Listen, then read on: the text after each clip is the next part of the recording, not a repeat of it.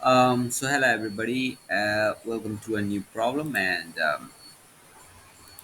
um, yeah, welcome to a new problem. And this problem is quite easy one. Best time to buy and sell stock.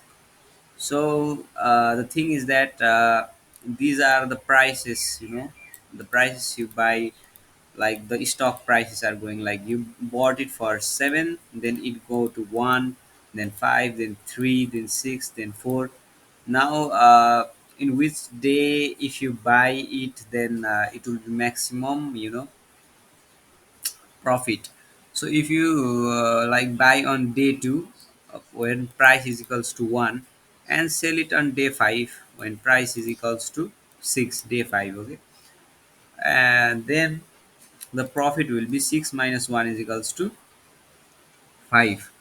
So what is the so it's basically that from backward side you need to have the maximum difference. Do you understand me? Like if you buy it on day 1 and sell it on day 4, then the profit is of 3. So yeah, that's it. Now we can use brute force in this problem. And if you don't know what a brute force, like brute force means, it means like it is the most rough way to do a problem in programming. Like you compare this with this with this, like this with every element, and then this with every element, and difference this with every element.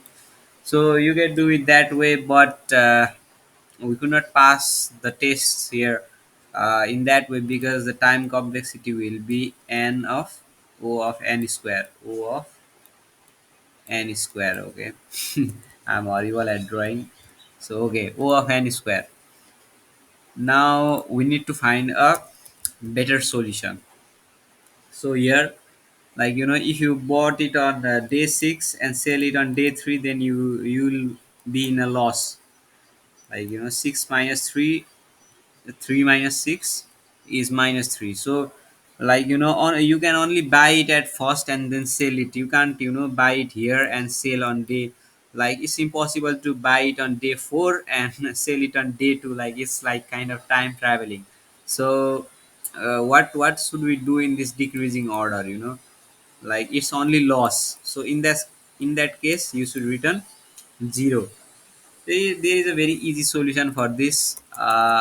First, we set the mean price to the first price. Okay, mean price to the first price and max profit to 0. Okay, so if everything is negative, it will be 0 itself. We will keep comparing. You can see that for x in range 1 to n.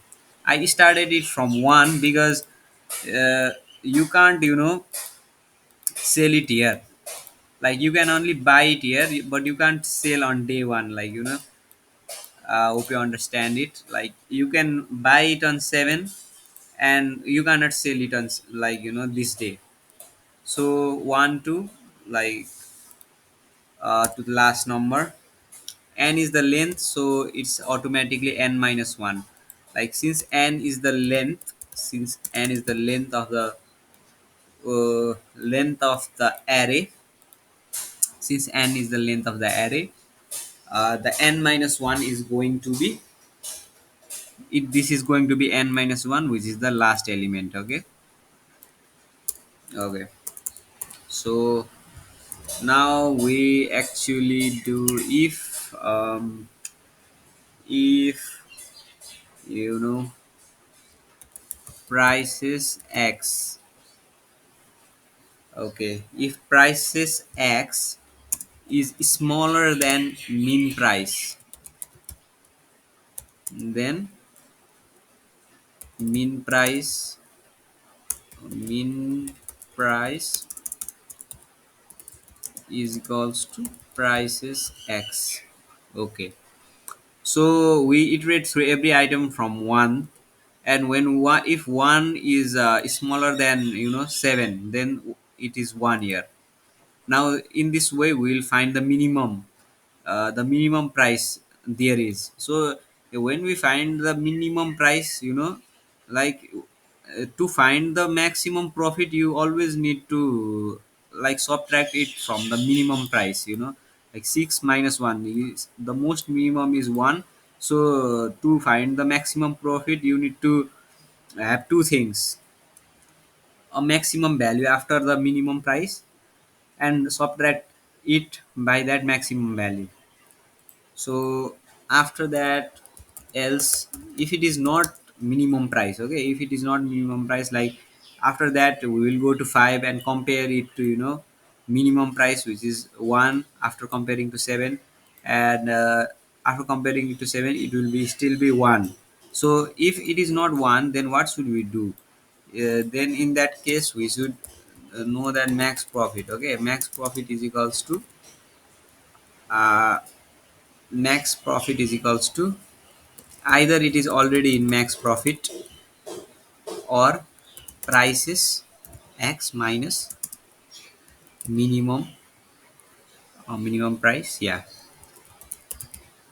Now, okay, so what happens in this iteration? Okay, so in this iteration we will go to 5. Since 5 is not 5 is greater than 1, it will go to else, and then we will calculate max profit between 0 and prices x 5 minus 1, minimum price, that is.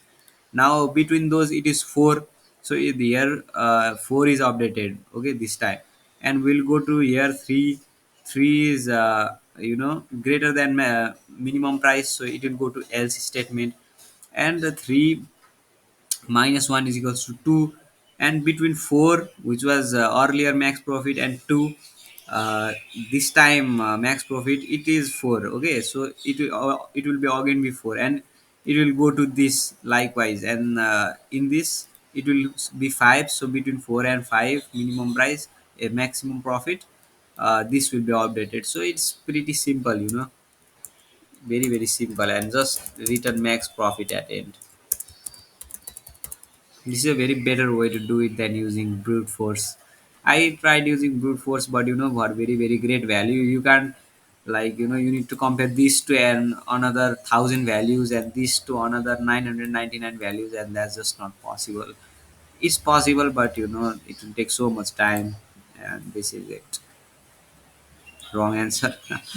Okay, max profit. Oh, I need to use max function. No. Okay, okay. Max function between those two. Okay.